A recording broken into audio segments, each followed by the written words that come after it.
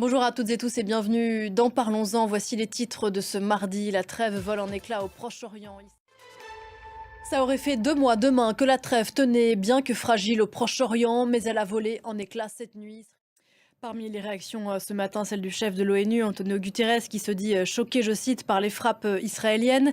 Des frappes qui risquent de provoquer de fortes réactions côté israélien, autour du sort des otages. Écoutez depuis Jérusalem, Claire Duhamel.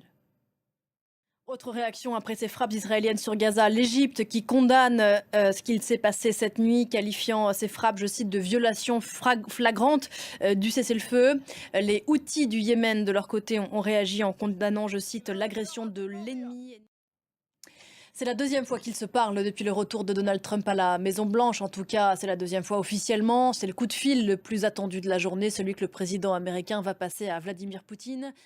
Régis Janté, notre correspondant à BBC, par ailleurs auteur, et il l'évoquait, de Notre homme à Washington.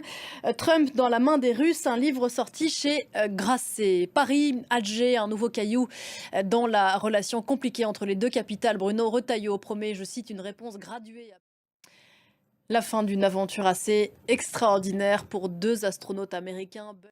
Voilà, vous l'avez compris, on a eu un léger problème technique avec ce reportage. Toujours est-il que Butch Wilmore et Sonny Williams sont donc bien dans la capsule SpaceX qui est en train de les ramener sur Terre. Ils vont amérir, vous l'entendiez à l'instant, à 1h du matin, heure américaine. Nous, on se retrouve dans quelques instants pour la suite de Parlons-en.